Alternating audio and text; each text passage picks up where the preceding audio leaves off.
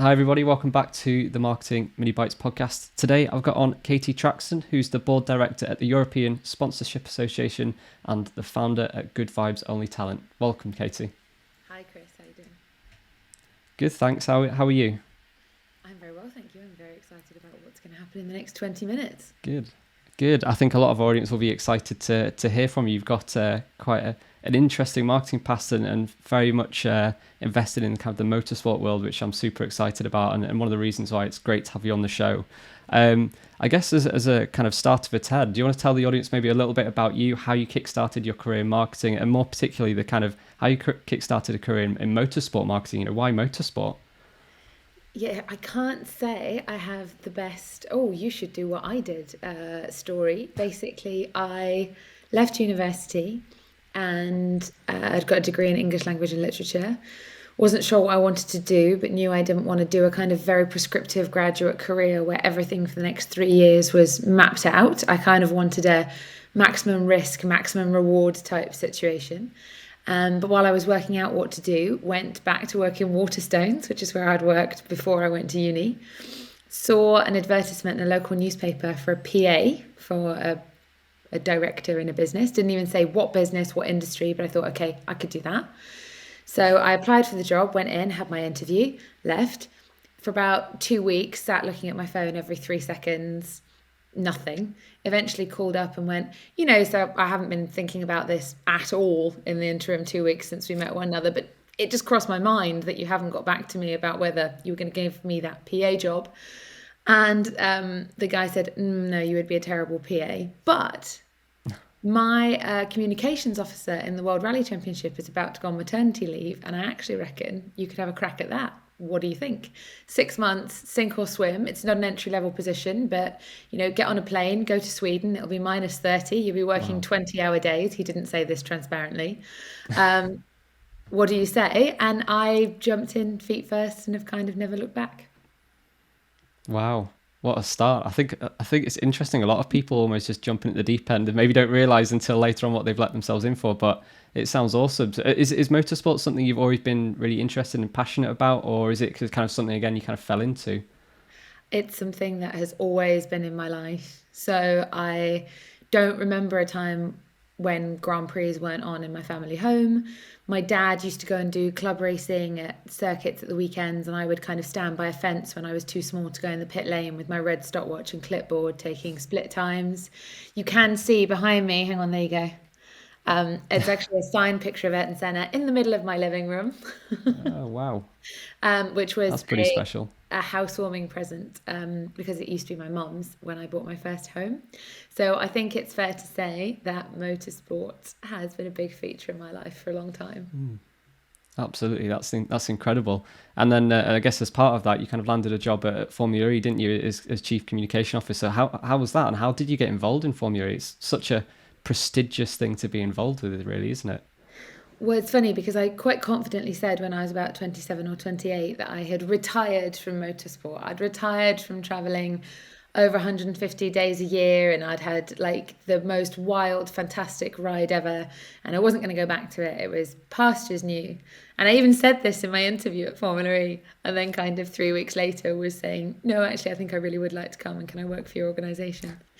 But the reason for that is actually because Formula E is quite different to other motorsports.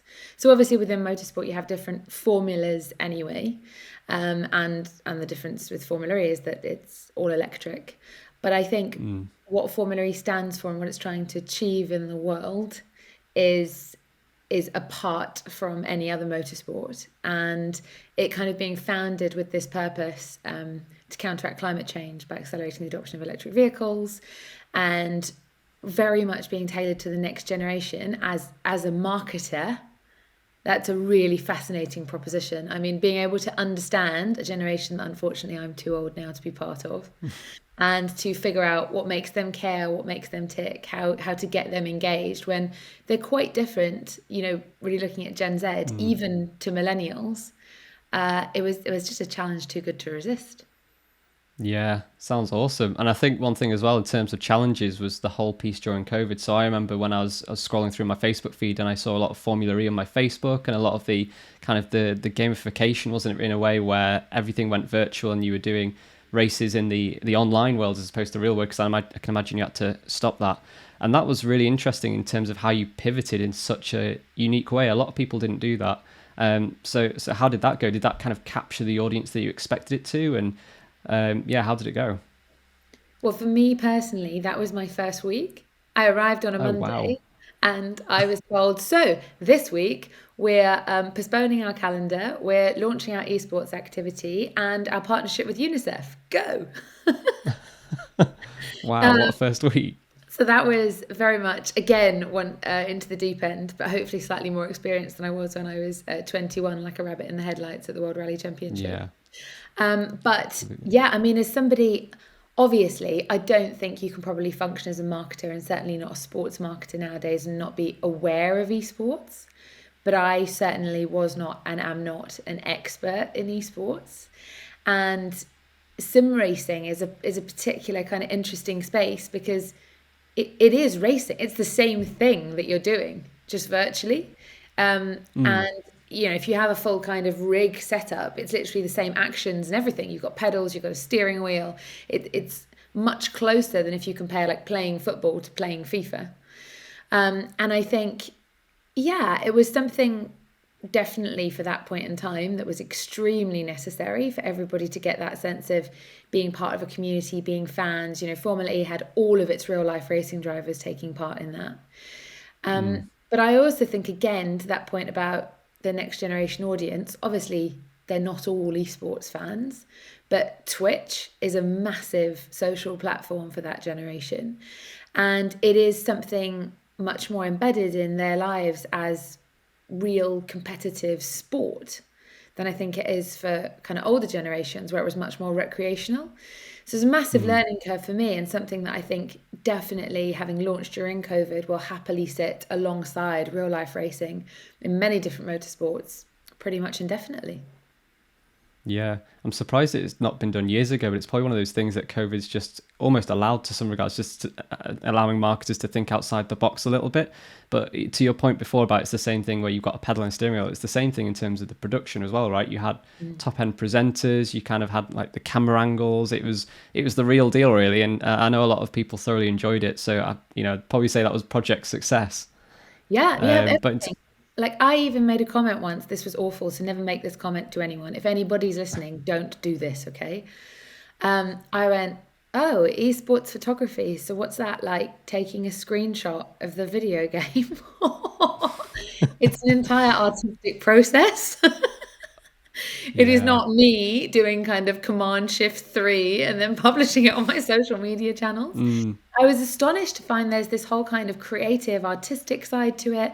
And you basically have every element that you have in real life sport. Absolutely. You probably had like a TV studio or something very similar as well, right? Where you got people controlling the different camera angles and the whole lot. In terms of when you were actually marketing that out to people, did you just put it all across social media, or did you have a certain angle to try and attract those Gen Z people? So I think there were many different things, and at Formula E, marketing was split into three teams. There was a brand team, a media team, and a communications team. But in my team, it was very much about engaging the press with what we were doing. And, to our good fortune in that capacity, when there's no real life sport taking place, there are column inches and web pages to be filled. So that's a really good opportunity, even if you're starting at zero, to kind of get people involved and get them writing about what you're doing. Mm, Again, because we were able to get the drivers involved because they weren't racing on real life race circuits, that was a big help. But one of the big things for us was how we worked with talent. And that is everything from, I mentioned Twitch co-streamers. I actually learnt what Twitch co-streamers were through our Race at Home challenge. Right to, as you say, using presenters and pundits that are recognised in motorsport. And then also getting kind of celebrity talent. There's actually quite a high barrier to entry to be able to do sim racing. So it's not just anybody can jump on and be mm. competitive, but nonetheless getting people with kind of strong online communities engaged and talking about what we were doing. Awesome. And I know you're quite involved with kind of influencers and trying to make sure that they're getting the best experience, because it's really important for the brand as well, and it's really important that they're getting all the right information to make sure that they're demonstrating the brand in the best light, isn't it? Rather than just almost having them on as a way to generate new visibility, essentially. Oh, well, yeah, absolutely. I mean, you probably don't want to get me started on this because I might go on for a long time, but in my mind, online influencers aren't a paid media channel.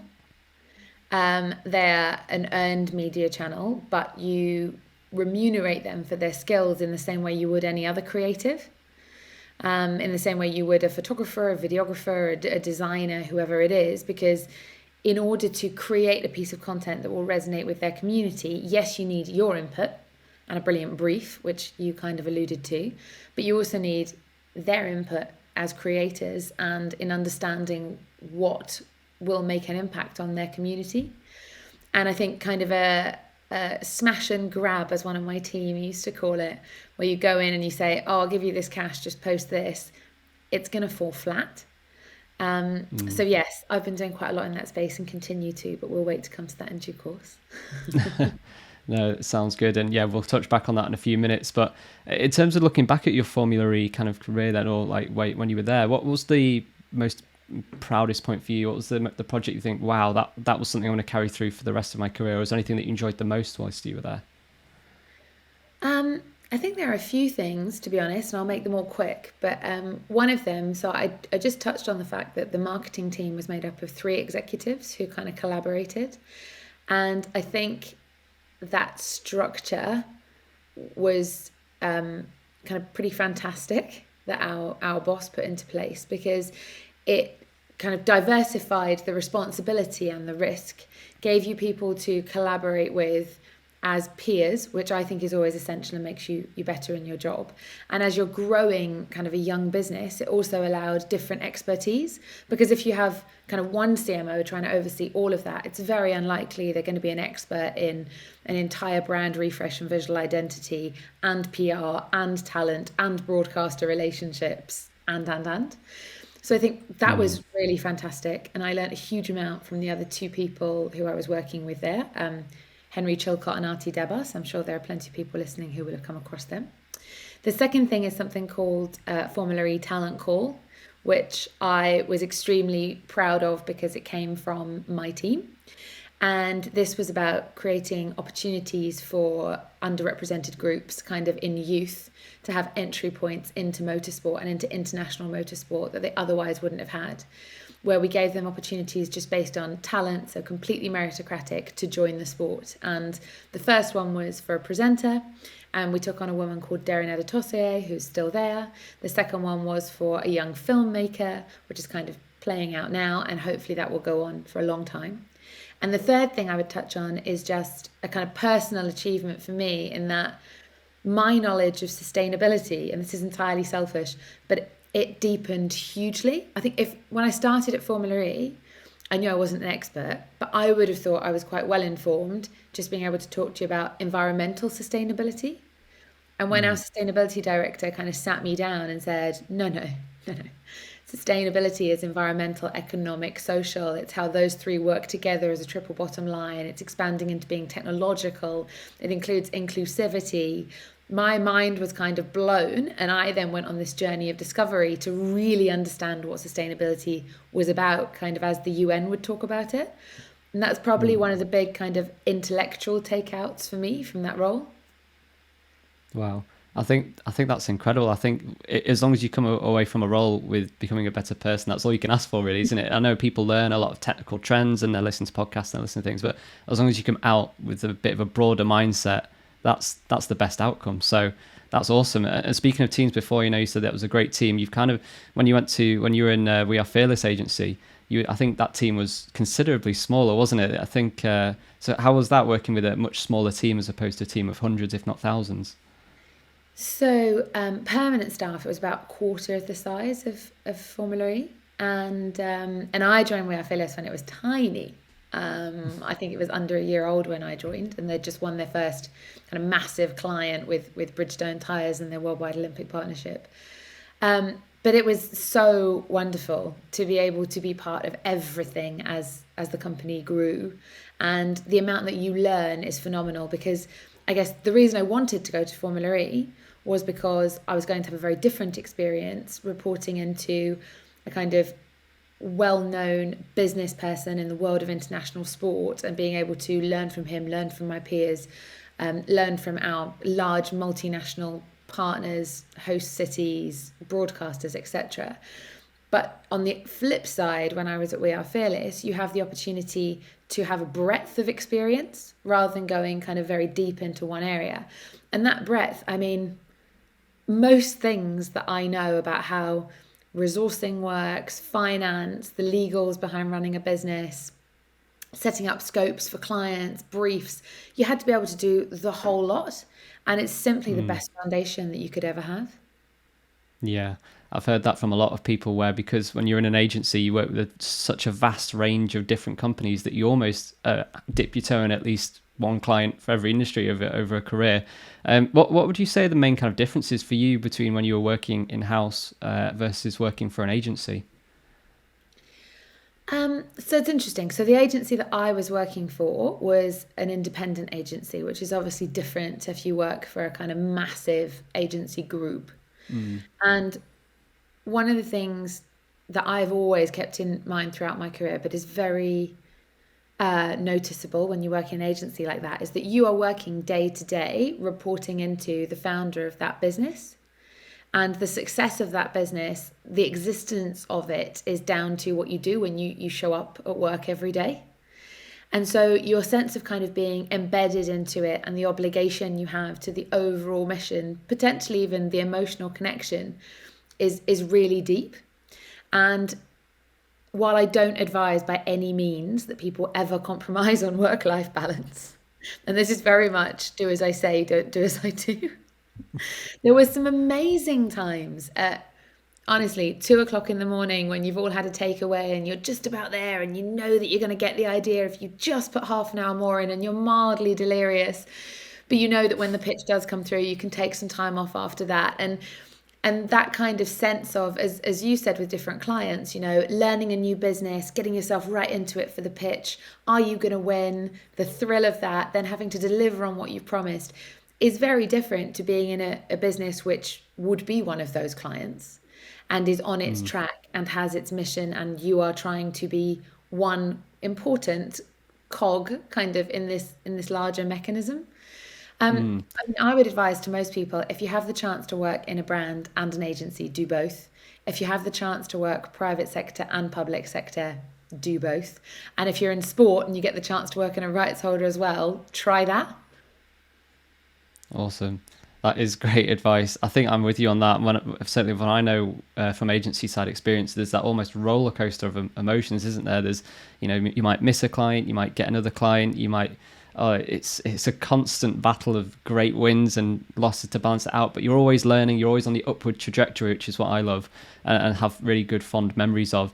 One of I guess the awesome projects that I know you worked on when you were there was on the Olympics, wasn't it? Could you tell the viewers a little bit about what you did in that? Because that sounded epic. Yeah, I mean, so that was that was the big hook when I interviewed, the fact that I was going to get to work on the Olympics, because unfortunately we're just past Olympics, so I can't bore you to tears. But during the weeks of the Olympics, every 4 or this time 5 years, I learn every factoid. I become an obsessive fan of every sport that I don't engage with for the years in between. Like, you name it, you can't walk into a room with me without me having something really trivial that I think is essential to impart in that moment. So given the opportunity to work on it was just unbelievable. And the interesting thing about Bridgestone was that they had decided to activate throughout the 4-year cycle. And so whereas, the Olympics, the entire world's eyes turn to the Olympics when they're on, and a lot of brands will activate their partnership in that space, we were trying to keep it going throughout the cycle. And that was really interesting because it gives you the chance to get under the skin of some of the athletes' personalities in between just being in the heat of competition. And what Bridgestone really wanted through their campaign was to create an emotional connection with audiences based on the fact that their product can be seen, while utterly essential as pretty functional. And they did that through creating a correlation between your tires being the thing that keeps you safe and on track in life's journeys. Like, the tires are the only part of your car that touches the road. So, like, Yeah. imagine how important they are to your journeys. And then kind of comparing that with this Olympic mindset of the struggle, not the triumph. It's the taking part, not the winning, and how you need to overcome those obstacles.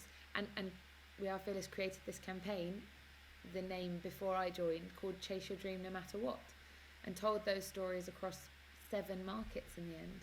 And we got to work with amazing talent. And then we saw Gianmarco Tamberi, one of our Italian ambassadors, have what I thought was the moment of the Tokyo Olympics, when they decided to share the high jump gold, because the kind of camaraderie and spirit was more important than the competition in that final Wow. moment.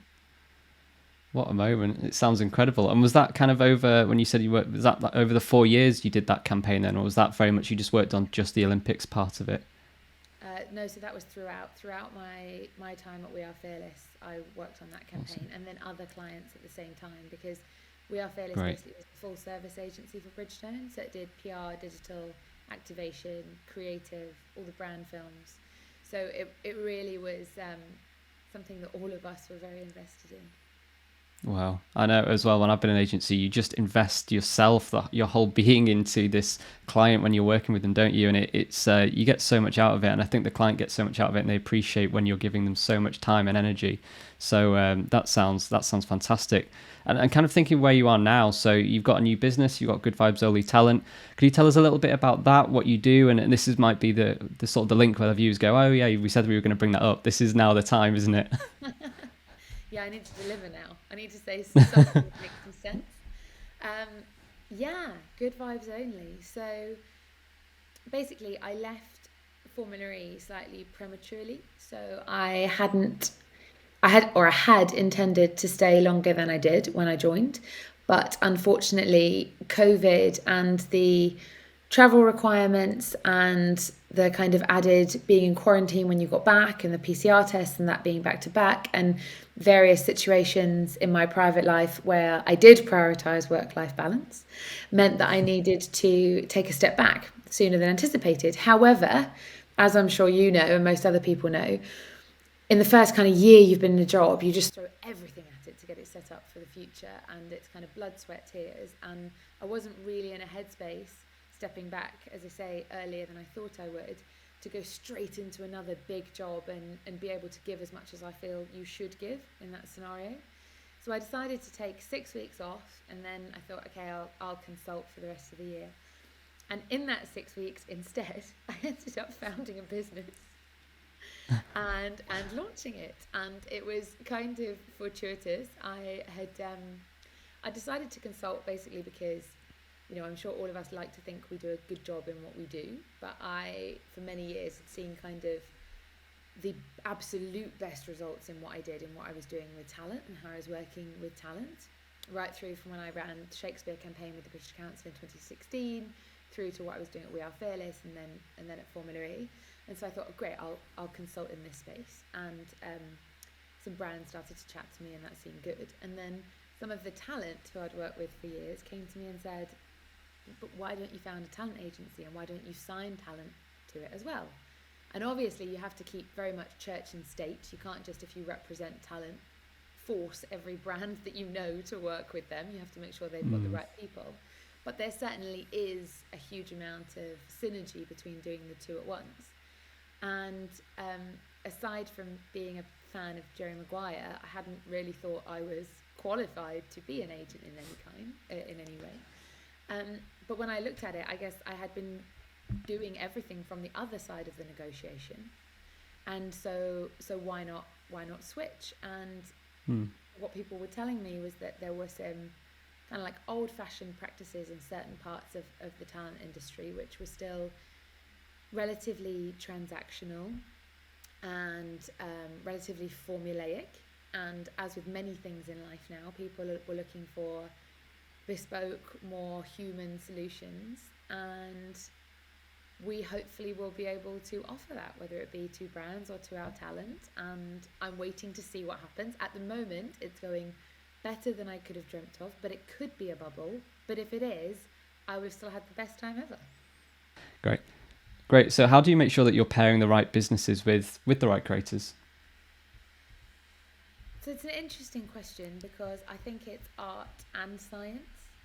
You need the quantitative element. So, okay, who is the business's audience? Who is the creator's audience?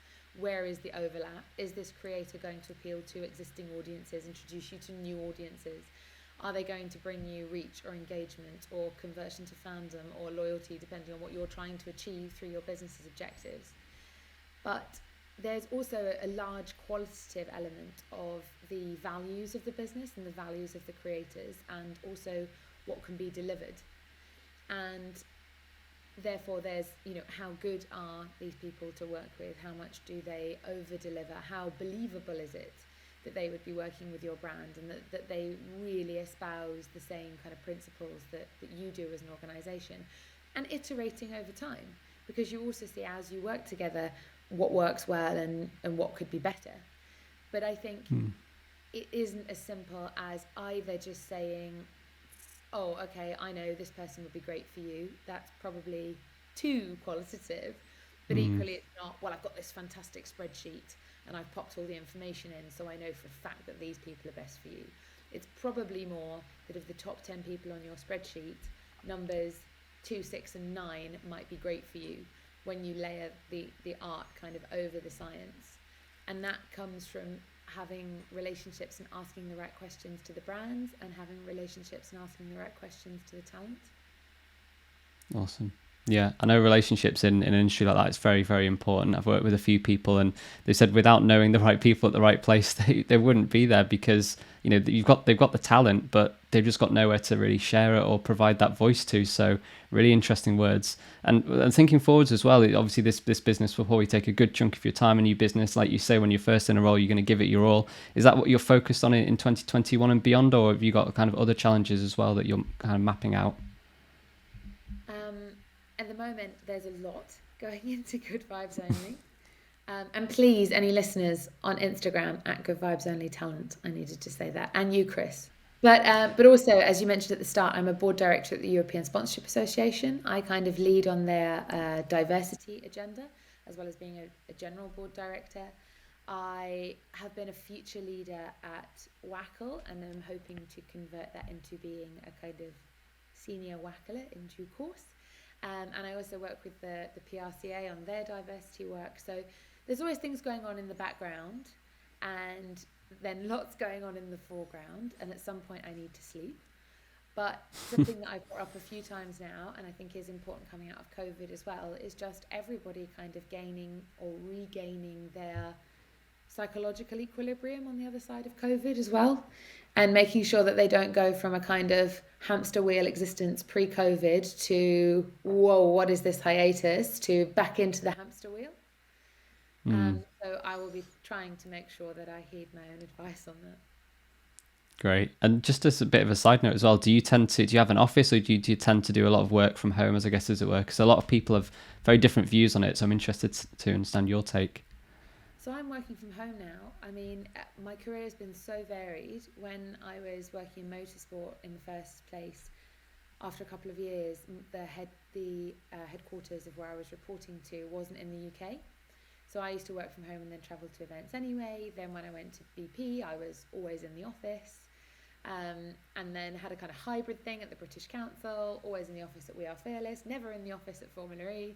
And honestly, I'm not one for, as has been coined, attendeeism. I think you're given a job to do and you deliver on the job, and how you find to deliver on that job is down to you. And of course, not being in an office for a meeting when your client's in the office doesn't work.